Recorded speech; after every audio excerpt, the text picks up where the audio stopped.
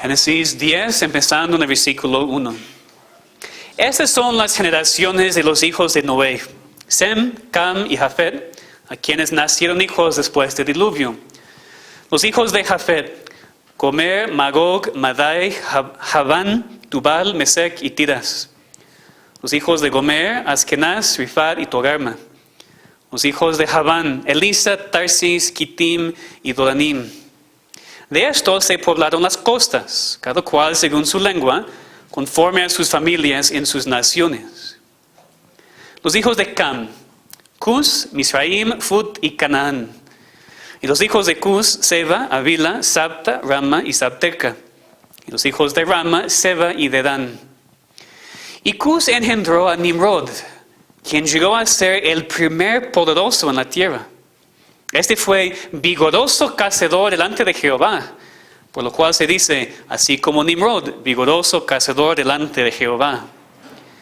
Y fue el comienzo de su reino Babel, Erec, Akkad y Calne en la tierra de Sinar. De esta tierra salió para Siria y edificó Nínive, Rehobot, Cala y Resén entre Nínive y Cala, la cual es ciudad grande. Misraim engendró a Ludim, a Anamim, a Leabim, a Naftuim, a Patrusim, a Casluim, de donde salieron los filisteos, y a Caftorim. Y Canaán engendró a Sidón, su primogénito, a Het, al Jebuseo, al Amorreo, al Jereseo, al Ebeo, al Areseo, al Cineo, al Arvadeo, al Semareo y al Amateo. Y después se dispersaron las familias de los cananeos. Y fue el territorio de los cananeos desde Sidón, en dirección a Gerar, hasta Gaza, y en dirección de Sodoma, Gomorra, Adma y Seboim, hasta Lasa. Esos son los hijos de Cam por sus familias, por sus lenguas, en sus tierras, en sus naciones. También le nacieron hijos a Sem, padre de todos los hijos de Eber, hermano mayor de Jafet. Los hijos de Sem fueron Elam, Asur, Afaxad, Lud y Aram. Los hijos de Aram: Uz, Ul, Heter y Mas. Arfaxad engendró a Sala, y Sala engendró a Eber. Y a Eber nacieron dos hijos. El nombre del uno fue Peleg, porque en sus días fue repartida la tierra. Y el nombre de su hermano, Joctán. Y Joctán engendró a Almodad, Selef, Asemabet, Hera, Adoram, Usal, Dikla, Obal, Abimael, Seba, Ofir, Avila y Jobab. Todos esos fueron hijos de Joctán. Y la tierra en que habitaron fue desde Mesa en dirección de Sefar hasta la región montañosa del oriente. Esos fueron los hijos de Sem por sus familias, por sus lenguas, en sus tierras, en sus naciones. Esas son las familias de los hijos de Noé por sus descendencias, en sus naciones. Y de estos se esparcieron las naciones en la tierra después del diluvio.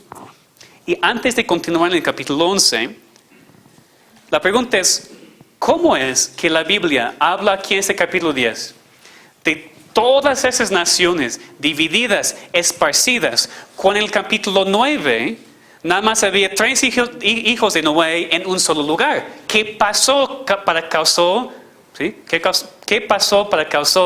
todo eso lo que leemos en el capítulo 10? Lo que vamos a ver en el capítulo 11. Para que veamos la relación. Vamos a ver en la historia del capítulo 11, ¿por qué las naciones fueron divididas en esta manera? Entonces yo sé que a veces es difícil leer un capítulo así. Por lo menos creo que ustedes escucharon nombres que ya conocen, ¿no? Los filisteos, de donde vinieron todos esos cananeos. Pero ya vamos a leer el capítulo 11. ¿Por qué pasó todo esto? ¿Por qué todos fueron esparcidos? Tenía entonces toda la tierra una sola lengua y unas mismas palabras. Y aconteció que cuando salieron de oriente, hallaron una llanura en la tierra de Sinar, y se establecieron allí.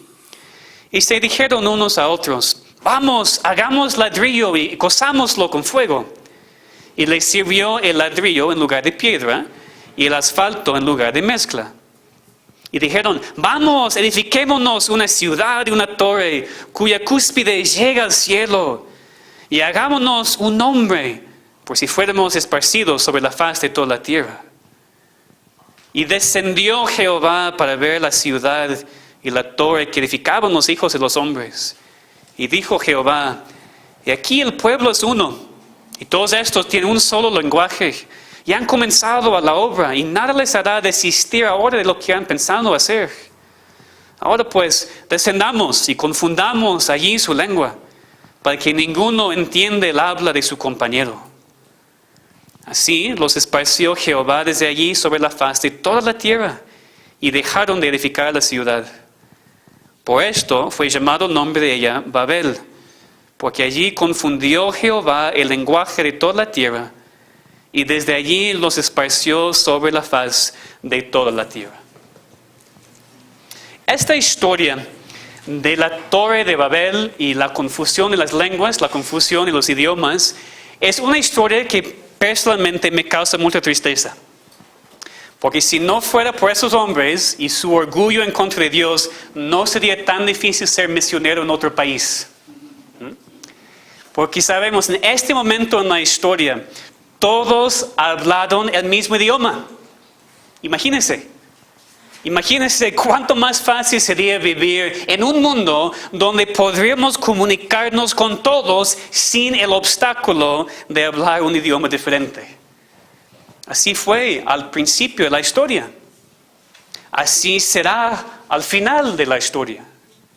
Pero por un momento estamos sufriendo las consecuencias del orgullo del ser humano, de su deseo de estar enaltecido en vez de reconocer la grandeza de su Dios. Por favor, recuerden dónde estamos en la historia del mundo, en la historia del libro de Génesis. Después de tanta maldad, después de tanta rebeldía en el mundo, que Dios decidió destruir todos con un diluvio y empezar de nuevo con Noé y su familia. Después de que ellos fueron salvados en el arca, ya tenemos un nuevo mundo, un nuevo comienzo. Pero el pecado permanece. El pecado sigue siendo un problema. Lo vimos la semana pasada en el pecado de Noé y en el pecado de Cam. Y lo vemos también en esta historia. Los seres humanos en la nueva tierra van a obedecer a Dios. Van a ponerle a Él en primer lugar en todo. Van a depender de Él. Van a vivir conforme a su voluntad. No. Después de la vida de Noé, que aunque la última parte de la historia no es halagadora para él, era de todos modos un hombre de Dios. Pero después de la vida de Noé, no vemos un mundo con un gran deseo de servir a Dios. No vemos un mundo en donde todos quieren humillarse ante Dios, sino vemos más pecado, más rebeldía, más orgullo. Y nada ha cambiado hoy en día, ¿verdad?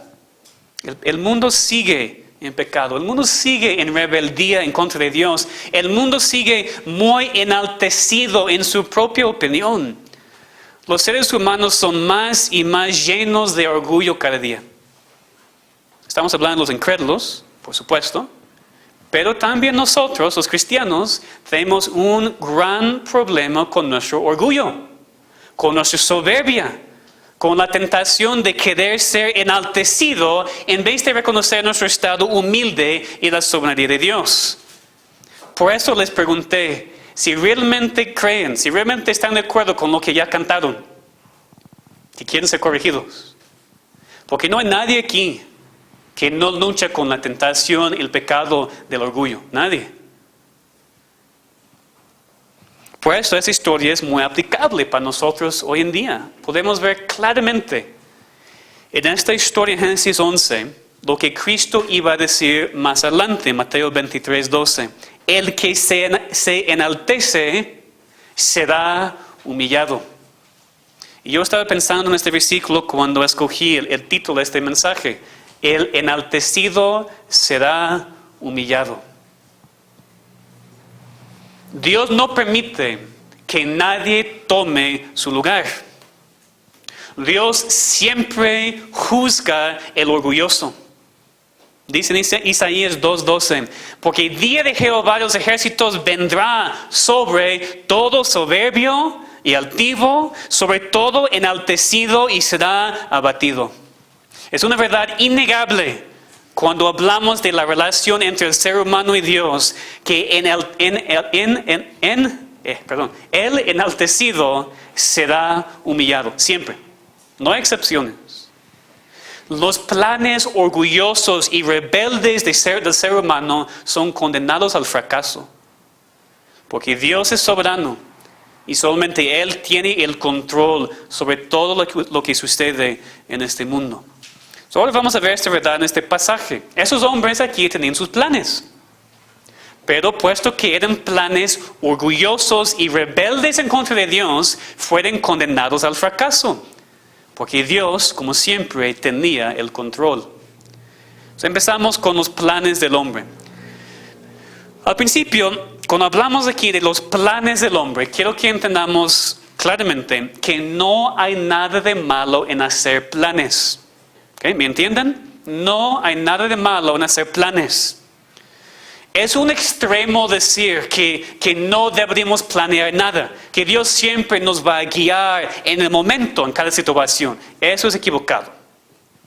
Por eso, no estamos echando la culpa a estos hombres por hacer planes, sino por hacer planes que demostraron su orgullo, desobediencia y rebeldía. Leamos otra vez el versículo 1 del capítulo 11. Tenía entonces toda la tierra una sola lengua y unas mismas palabras. Esa es la descripción del mundo después del diluvio. Pero es una descripción del mundo antes de las descripciones en el capítulo 10. Entonces, ¿por qué parece como que los capítulos 10 y 11 son puestos al revés? Yo creo que el punto es para que entendamos la futilidad de los planes del hombre. Los planes del hombre sin Dios que vemos en este pasaje. Porque si ya hemos leído en el capítulo 10 que todos fueron esparcidos, que la tierra ya fue dividida, entonces cuando leemos el siguiente capítulo, la historia de la Torre de Babel, hay un poquito de inevitabilidad. Porque sabemos lo que va a pasar. Sabemos que eso no va a funcionar porque ya hemos leído que no funcionó. Creo que por eso esos capítulos son puestos así. Pero, por supuesto, esos hombres en este nuevo mundo no sabían que sus planes no iban a tener éxito. Y por eso, con una sola lengua, con las mismas palabras, hicieron sus planes. Dice el versículo 2, que salieron del oriente y hallaron una llanura en la tierra de Sinar y se establecieron allí. Versículos 3 y 4 vemos sus planes de construir una ciudad y una torre. Y frente a estos planes, Dios descendió y en su soberanía causó un fracaso. Dios puso un fin a sus planes. La pregunta es, ¿por qué? ¿Por qué Dios lo hizo? ¿Qué había de malo en sus planes? ¿Dios está en contra de la construcción de ciudades? ¿Dios está en contra de la construcción de edificios grandes? ¿Dios está en contra de la construcción de los rascacielos? ¿Es lo que aprendemos de este pasaje? No. Vemos dos problemas aquí en sus planes. Uno, que ellos estaban actuando en desobediencia. Como vemos cuando dice aquí que todos se establecieron en un lugar. Eso fue desobediencia. ¿Recuerdan por qué? Porque Dios había mandado a Noé, a sus hijos, inmediatamente después del diluvio, a multiplicarse y llenar toda la tierra. Pero esos hombres aquí no querían hacerlo. Querían quedarse en un solo lugar, en una ciudad grande para todos. Y no estamos suponiendo eso, porque vemos al final del versículo 4, que lo hicieron para que no fueran esparcidos sobre la faz de toda la tierra. No querían ser esparcidos. Pero el ser esparcidos sobre la faz de toda la tierra y llenándola es exactamente lo que Dios les había mandado. Entonces el problema no fue que un grupo de hombres querían construir una ciudad, sino que todos querían quedarse juntos, ignorando y desobedeciendo el claro mandamiento de Dios de multiplicarse y llenar toda la tierra. Entonces sus planes fueron malos porque fueron hechos en desobediencia a la voluntad de Dios. Pero no solamente eso, no solamente vemos desobediencia aquí, sino también vemos sus motivos. Es decir, esos hombres no eran ignorantes de lo que Dios les había mandado. No es que nada más olvidaron lo que Dios había dicho. Podemos ver aquí sus motivos. Y podemos ver que sus motivos revelan su orgullo y rebeldía y miedo. Su miedo ya vimos. Ellos no querían estar esparcidos sobre la faz de la tierra, querían estar juntos. Pero yo creo que el énfasis de este pasaje se encuentra en el orgullo, en el altivez de corazón y actitud en contra de Dios. Leamos otra vez, por favor, los versículos 3 y 4. Aquí tenemos las palabras mismas de esos hombres. Y si dijeron unos a otros, vamos, hagamos ladrillo y cozámoslo con fuego. Y les sirvió el ladrillo en lugar de piedra y el asfalto en lugar de mezcla. Y dijeron, vamos, edifiquémonos una ciudad y una torre cuya cúspide llega al cielo y hagámonos un nombre, pues si fuéramos esparcidos sobre la faz de toda la tierra. ¿Qué vemos aquí en cuanto a sus motivos? Vemos en primer lugar su enfoque en sí mismos en vez de en Dios. Vemos aquí su confianza en sus propias fuerzas para cumplir sus planes. Escuchen, vamos, hagamos ladrillo, dijeron. Vamos, edifiquémonos una ciudad y una torre, hagámonos un nombre. ¿Ustedes ven lo que les faltó? Una dependencia de Dios. Un entendimiento de que solamente podían hacer lo que Dios permitió. Ellos estaban hablando mucho de nosotros.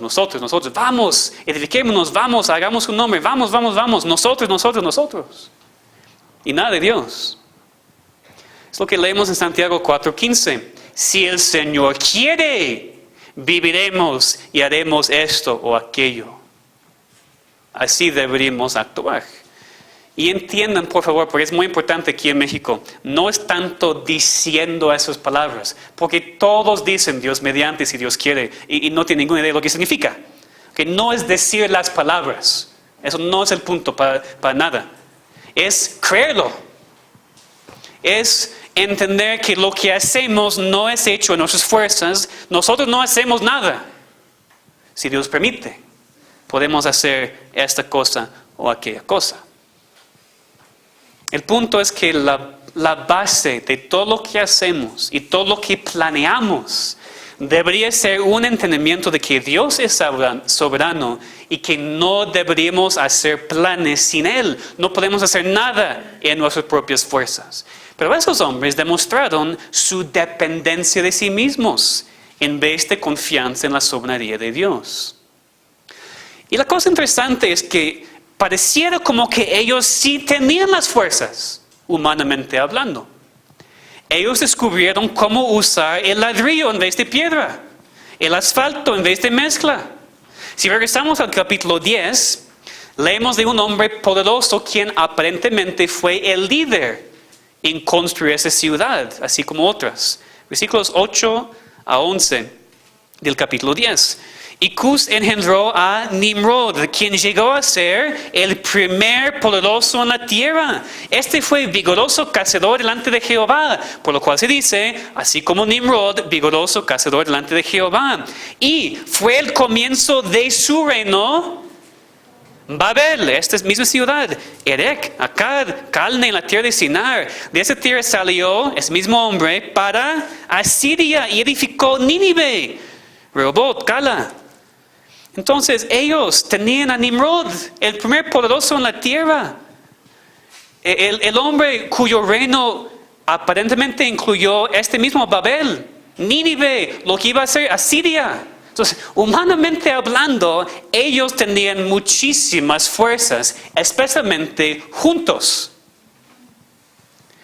Pero sus planes fueron condenados al fracaso porque en su orgullo no querían depender de Dios, sino actuaron en contra de sus mandamientos. Así que a veces pensamos que podemos hacerlo, que tengo fuerzas, que puedo cambiar mi vida, que puedo cambiar mi familia, lo que sea. Tal vez parece a veces como si tenemos las fuerzas, tenemos una iglesia grande, podemos hacer cosas, pero sin Dios nada, absolutamente nada. Ni nosotros mismos individualmente, ni en la iglesia. Sin Dios no podemos hacer nada. Entonces, en su orgullo, ellos no querían demostrar que dependieron de Dios, sino en sí mismos. Entonces, vemos aquí sus motivos. Otra vez, si regresamos al versículo 4. Ellos dijeron, vamos, edifiquémonos una ciudad y una torre cuya cúspide llegue al cielo. Su problema no fue solamente que desobedecieron. El problema no solamente fue que intentaron hacer cosas en contra de la voluntad de Dios, sino también demostraron mucho orgullo en cómo intentaron hacer las cosas. Ellos dicen quería llegar al cielo con esta torre. Y vemos dos problemas aquí, dos partes de este problema. Primero, que el ser humano en su orgullo muchas veces habla y actúa como el propio diablo, quien dijo, sobre las alturas de las nubes subiré y seré semejante al Altísimo. Las palabras del diablo. Pero nosotros hoy en día todavía caemos en la misma tentación. Es la misma tentación que Satanás presentó a Eva. Queremos ser como Dios. No lo decimos, porque ¿quién va a decir eso? Pero en verdad sí. ¿Por qué? Porque queremos ser pequeños soberanos sobre nuestras propias vidas. Queremos ser como Dios. Queremos tener el control de nuestras propias vidas. Queremos ser como Dios. Esos hombres querían una torre cuya cúspide llegara al cielo para ascender al lugar de Dios. Y aunque nosotros sabemos que no podemos, a veces actuamos así. ¿Quién controla tu vida? Tú quieres. Tú quieres ser el rey de tu vida, el soberanito de tu vida, pero no lo eres y no puedes hacerlo. Dios es el soberano. Tenemos que humillarnos ante Él. Entonces tenemos que tener mucho cuidado.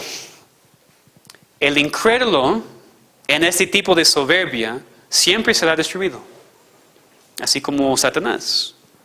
Pero también enfatizo, aún como cristianos tenemos que guardar nuestras vidas porque a veces queremos ser pequeños dioses y pequeños soberanos. No queremos que nadie nos diga qué hacer o qué no hacer, ¿verdad? Ya todos como, ¿sí? No queremos que nadie nos diga qué hacer o qué no hacer. Nosotros queremos tener el control completo sobre lo que hacemos, sobre quiénes somos, sobre nuestro éxito. Pero no es posible, no puedes. Vas a fracasar. Solamente Dios es completamente soberano y tenemos que someternos a Él y a su voluntad en vez de actuar en tanto orgullo en contra de Él por hacer planes sin tomar en cuenta la voluntad de Dios. Les avisé si estaban preparados a ser corregidos. El segundo problema que vemos aquí en cuanto a su orgullo de estos hombres es algo que también es muy aplicable para nosotros hoy en día. Ningún ser humano puede llegar a Dios por sus propias fuerzas, por sus propias obras, por sus propios méritos. Esos hombres querían hacerlo físicamente, construir una torre física para llegar al cielo, lo que sea su motivo. Yo estoy enfatizando más aquí el problema de manera espiritual. Tú no puedes llegar a Dios en tus propias fuerzas. No puedes ser aceptado por Dios por tus obras, por tus méritos. No eres suficientemente bueno. Exactamente como los planes de estos hombres fueron condenados al fracaso. Ellos no podían llegar al cielo, ni a Dios por sus construcciones. Así también cualquier obra o mérito del ser humano para intentar merecer la salvación de Dios y la vida eterna es condenado al fracaso. Personas a veces se quejan de la iglesia y dicen, ustedes hablan demasiado en contra de la iglesia católica. Bueno, pues la iglesia más grande aquí en México, entonces tenemos que hablar de ella. En la iglesia católica enseñan que tú puedes llegar a Dios por tus propias fuerzas y tus propias obras. El problema es que parece como que la Iglesia Católica no lee Génesis 11, porque no es posible. Nadie puede llegar a Dios por las obras de sus manos. Es imposible, absolutamente imposible. La única manera para llegar a Dios es por medio de Jesucristo. La única persona que vivió perfectamente, la única persona que merece la vida eterna, por su obra, por sus méritos, tenemos la vida eterna. Es por Él, no por nosotros. También vemos esos planes orgullosos de esos hombres en el versículo 4, que querían hacerse un nombre. La parte final del versículo 4. Hagámonos un nombre, pues si fuéramos esparcidos sobre la faz de toda la tierra. Querían ser famosos. Ellos querían ser conocidos. Y interesantemente, tenían éxito. Todavía ellos tienen un nombre. Muchos saben esta historia, pero son conocidos por su fracaso, no por su éxito. Entonces sí son muy conocidos, pero no por la razón por la cual querían. Entonces nadie puede hacerse un nombre si Dios no lo quiere así. Y de hecho no es tan importante ser conocido en este mundo. No es importante para ti ser conocido en este país, en esa ciudad, en tu colonia, en tu trabajo, en tu casa.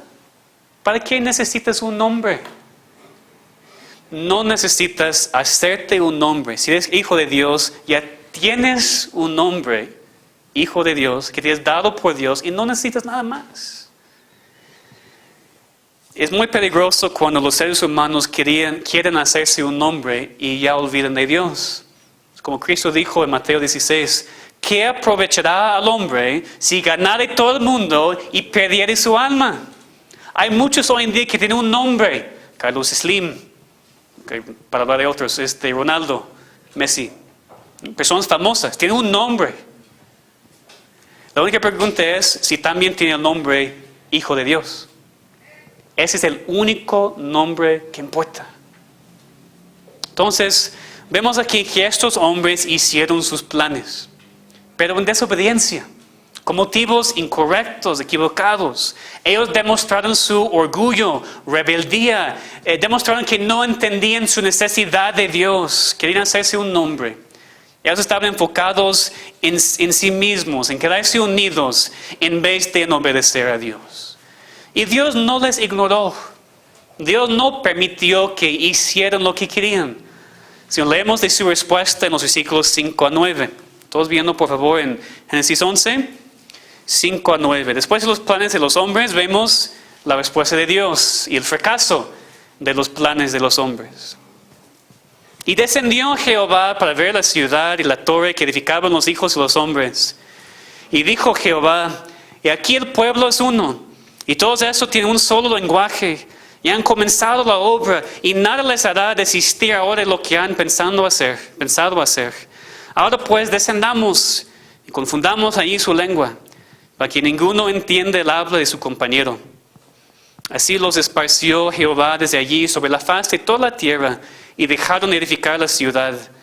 Por eso fue llamado el nombre de ella Babel, porque allí confundió Jehová el lenguaje de toda la tierra, y desde allí los esparció sobre la faz de toda la tierra. Aquí vemos el fracaso de los planes del hombre. Y fue un fracaso debido a la soberanía de Dios, debido a su voluntad y sus planes, debido a su control sobre todo el mundo.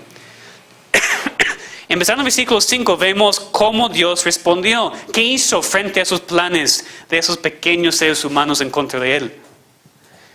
¿Qué dicen las primeras 3 palabras del versículo 5?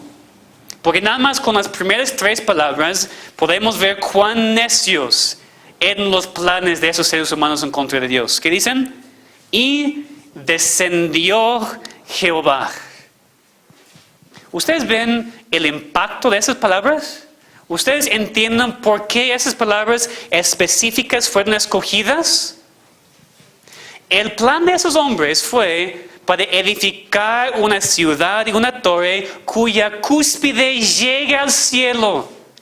Pero Dios tenía que descender para ver su ciudad endeble e insignificante, comparado con la majestad y la soberanía de Dios. Dios descendió para ver lo que su creación estaba haciendo.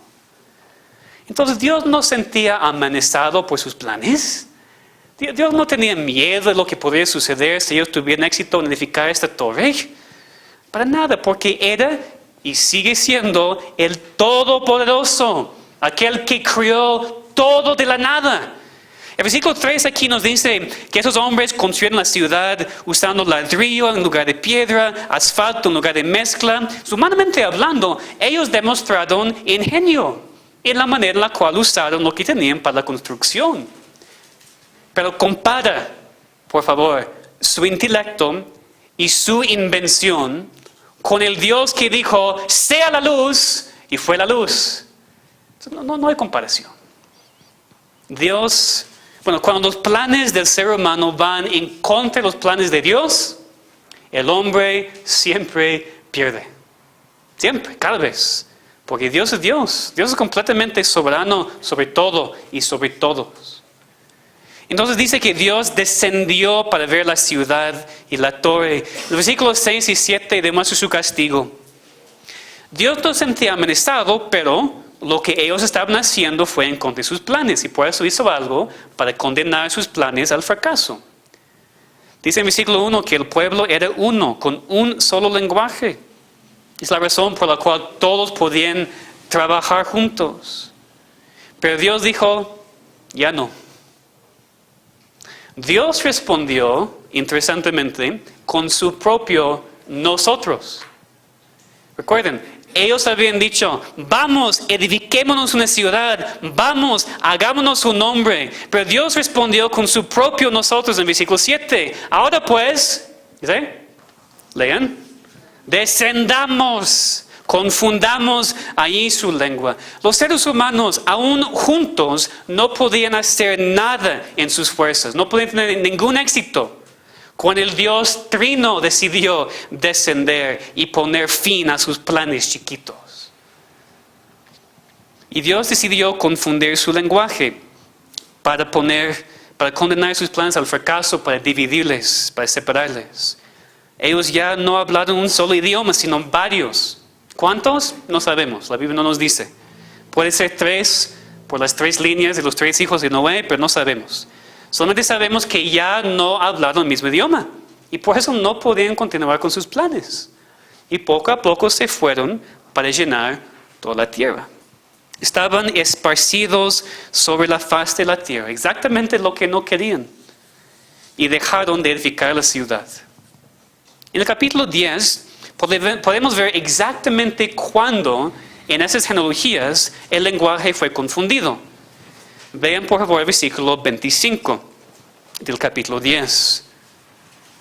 Y a Heber nacieron 2 hijos. El nombre de uno fue Peleg, porque en sus días fue repartida la tierra. Nos vemos en esta genealogía exactamente cuando Dios mandó su castigo, confundió el lenguaje y esparció a los seres humanos. Pero aún después de la confusión del lenguaje, aún después de que sus grandes planes fueron condenados al fracaso, nosotros sabemos que esa ciudad de Babel no desapareció completamente. Versículo 9 dice que el nombre de ella fue Babel. Y esa no es la única vez que leemos de esa ciudad en la Biblia. De Babel viene el nombre Babilonia. Es un nombre que conocemos, ¿verdad? Babilonia, la ciudad, el país que en toda la Biblia representa la rebeldía del ser humano en contra de Dios, la desobediencia del hombre, el orgullo del hombre, el intento de hacer como Dios. ¿Ustedes se acuerdan de Nabucodonosor? Antes de que Dios lo humillara, él dijo, escuchen, ¿no es esta la gran Babilonia que yo edifiqué para casa real con la fuerza de mi poder y para la gloria de mi majestad? ¿De qué orgullo? Es la misma ciudad. Entonces nada había cambiado. En todos esos siglos Babilonia permaneció como un símbolo claro de la rebeldía del hombre en contra de Dios, del orgullo de sus planes en contra de los planes de Dios. No tenemos el tiempo para buscar cada cita en la Biblia que habla de Babilonia. Pero además del ejemplo de Nabucodonosor, podemos leer en Isaías, podemos leer en el resto de Daniel y podemos leer en Apocalipsis. Cuando leemos de Babilonia por la última vez, esta gran ciudad allí representando todo lo que existe en contra de Dios. Entonces lean su propio tiempo, por favor, en Isaías, en Apocalipsis 18 y 19. Porque vemos en Apocalipsis que esta gran ciudad iba a ser destruido para siempre. Espiritualmente vemos en Apocalipsis el fin de esta ciudad en contra de Dios. Es interesante, creo, que vemos esta misma ciudad en el primer libro de la Biblia y en el último libro de la Biblia. Eso no es suerte para nada. Nos muestra que el ser humano sigue siempre en su orgullo, desde el principio del tiempo hasta el fin. Y nos enseña que Dios siempre tiene victoria sobre este orgullo, porque al final Babilonia será destruida para siempre.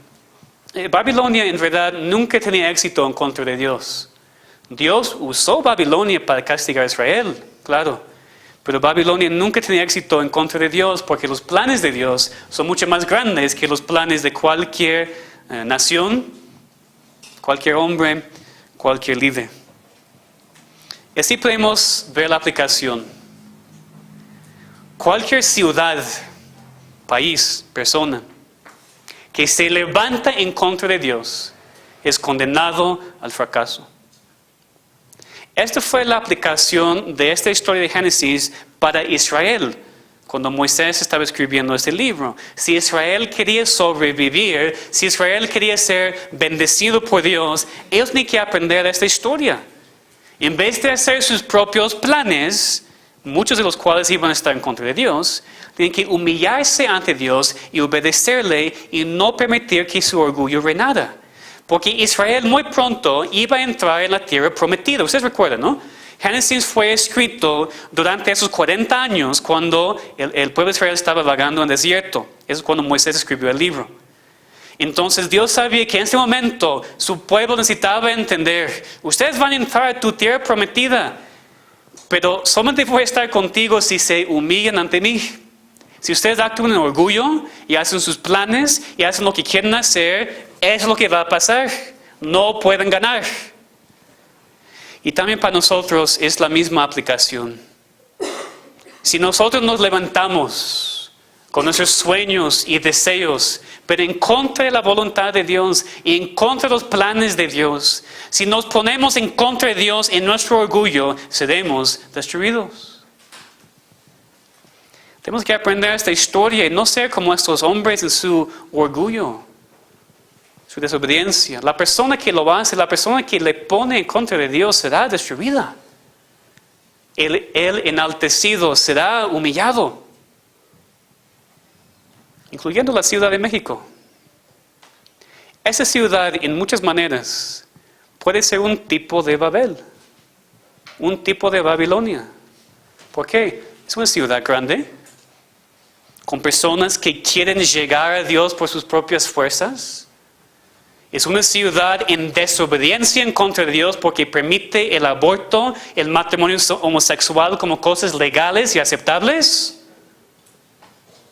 Y sin arrepentimiento, esa ciudad y sus habitantes orgullosos, levantándose en contra de Dios, van a sufrir el mismo fin, la destrucción.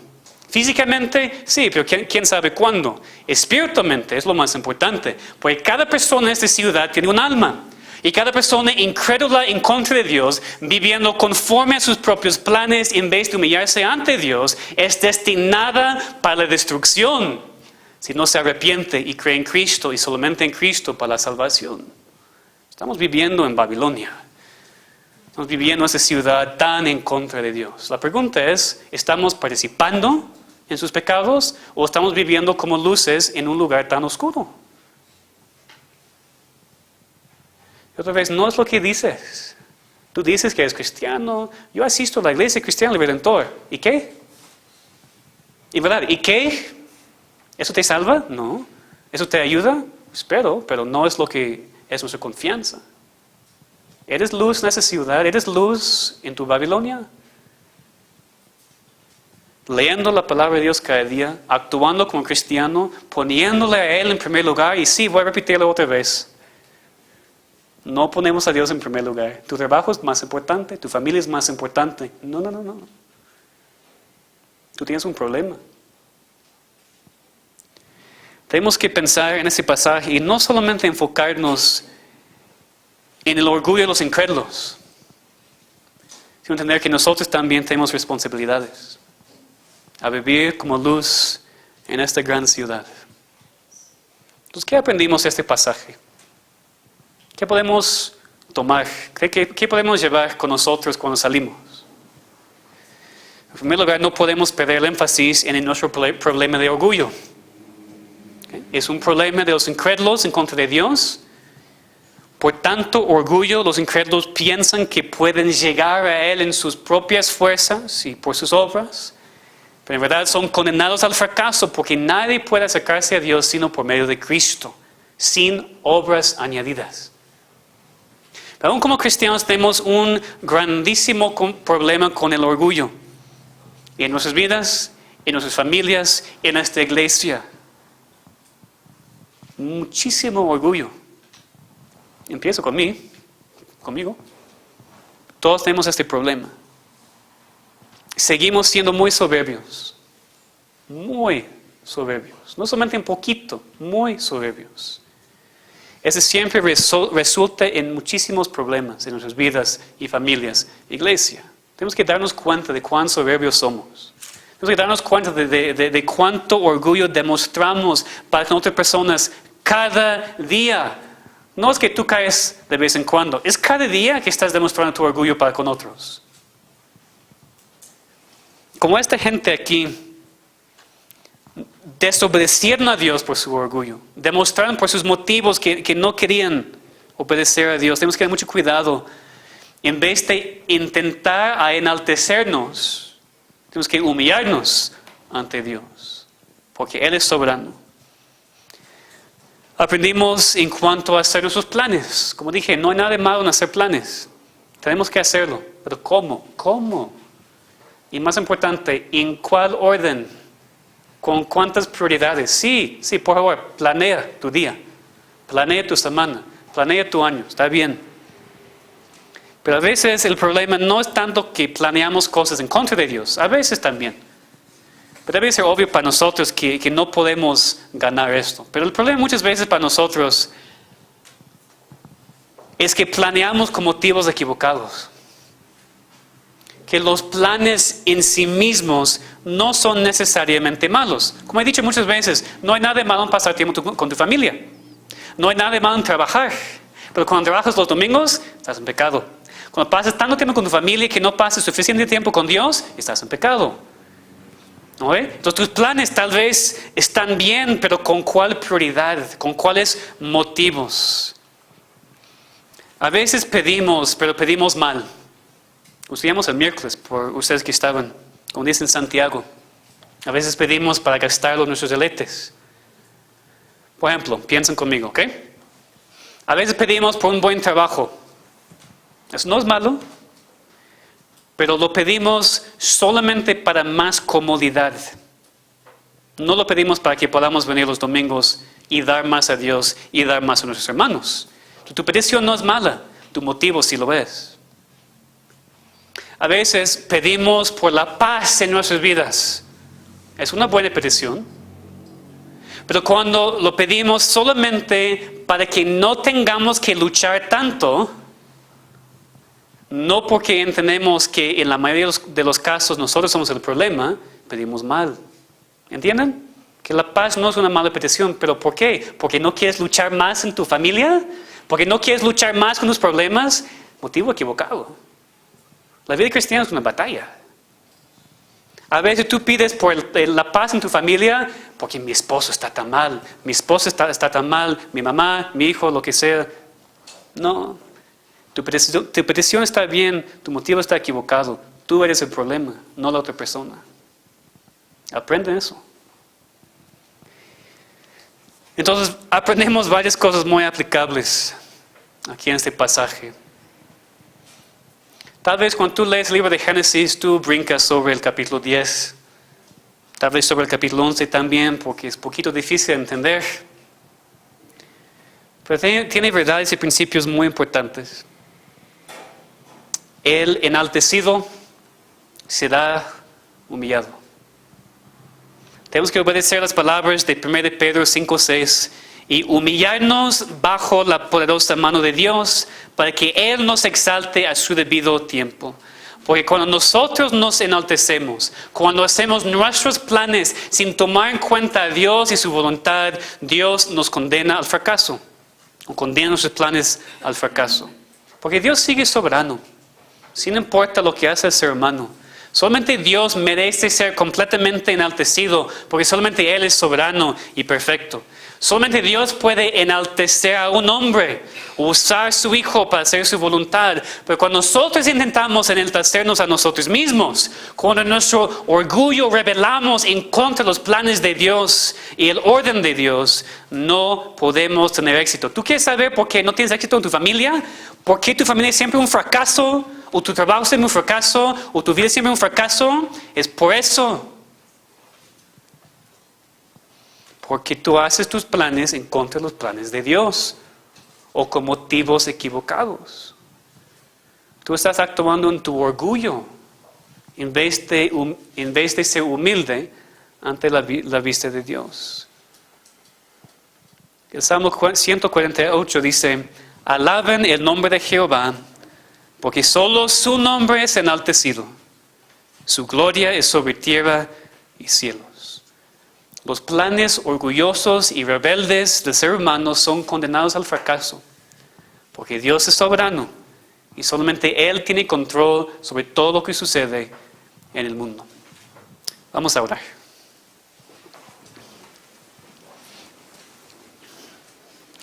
Nuestro Padre, humíllanos por favor. Humíllanos bajo tu poderosa mano. Quita de nosotros toda razón para jactarnos en nosotros mismos, en nuestras fuerzas, y ayúdanos a depender de ti, a ponerte a ti en primer lugar, a hacer planes que están de acuerdo con tu voluntad y con motivos bíblicos. Ayúdanos a no pensar que nuestros planes son más importantes que tus planes. Ayúdanos a no ser tan necios a pensar que nosotros sabemos mejor de ti lo que es necesario para nuestras vidas. Señor, perdónanos por querer controlar nuestras vidas y ser pequeños soberanos. Ayúdanos a ver cuánto orgullo tenemos, porque en verdad, Señor, admitimos que lo tenemos, pero no creo que nadie tenga idea de cuánto orgullo tiene y demuestra. Es tan fácil para nosotros hacer excusas, echar la culpa a otra persona. Ayúdanos a entender que nosotros somos el problema, que nuestro orgullo es el problema. Tenemos que luchar en contra de este pecado primero, antes de juzgar a los demás. Señor, ayúdanos como iglesia, porque el orgullo son esos pecados que puede destruir tan fácilmente y rápidamente una iglesia o una familia. Señor, protégenos. Protégenos de nosotros mismos. Guarda nuestras casas, nuestros matrimonios, nuestras relaciones con familiares. Y por favor, guarda nuestra iglesia. Ayúdanos a humillarnos ante ti y también ante otros. A considerar a la otra persona como superior a nosotros mismos. Solamente tú sabes, Señor, cuáles son tus planes para esta iglesia. Pues sabemos que no vas a usarnos si seguimos en tanto orgullo, con tantos problemas de prioridades y tan poco amor para contigo y para con otros. Entonces, Señor, por favor, convéncenos primero. No anímanos primero, por favor. Convéncenos primero. Y después te pedimos que nos animes. Pero no queremos ser animados antes de reconocer el problema y antes de empezar a luchar en contra de esas tentaciones. Quebrántanos primero y después restáuranos con tu palabra. Te pedimos en nombre de Cristo. Amén.